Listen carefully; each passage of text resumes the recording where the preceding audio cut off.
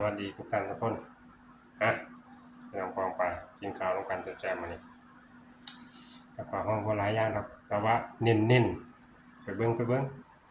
ปุ่นน่ะของหวานขนุนสุกบะหมี่สุกแกงขี้เหล็กใส่หนังงัวทุกคนเอ้ยเม็ดกฐินกินกับแจ่วบองไก่ฮ้อนๆมา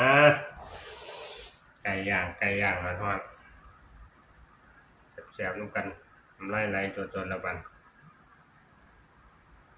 ทุกคนมาหิวข้าวแล้วล่ะข้อยก็ได้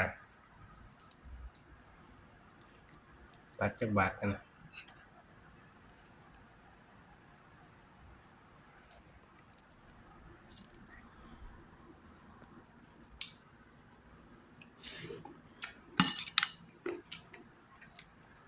ฮ้อนๆเลย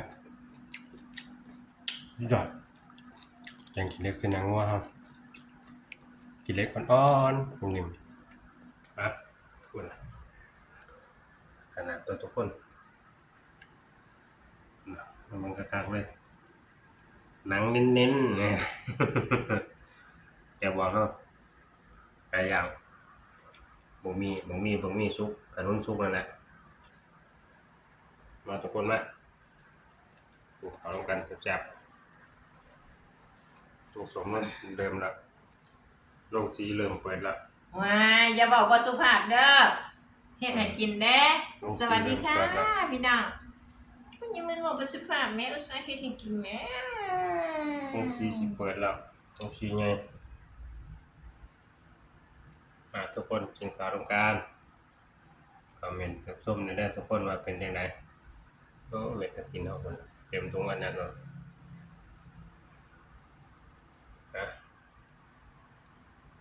เขากับหลายจริงหลายอย่างหรอกแต่ว่าเน้นเน้นๆแม่นบ่เออแซ่บผู้ใดเห็นเนาะคนใส่ไปสงสัยอีกแล้วเพิ่นซั่นมันโชคดีนะเพิ่นมีคนใส่เฮ็ดให้กินเนี่ย หมดหนังเน้นๆเลยทุกคนคนใส่ก็สินั่งเลยเด้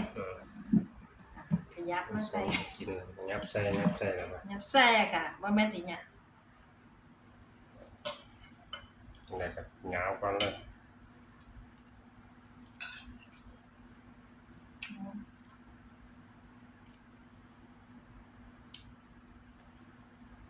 คือแซ่บ อหย่างมือโป้งที่ยังมือกัน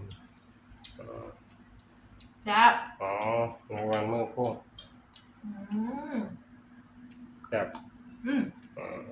แซ่บมากอืมมันคือเป็นไงบ่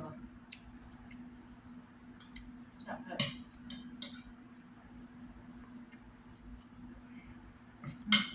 พี่น้องลำลาพระจากของพี่น้องลำลาไหลประมาณนี้นะครับตู้เย็นเป็นสุกลำเลื่อกันทุกคนครับสวัสดีครับบ๊ายบายครับผม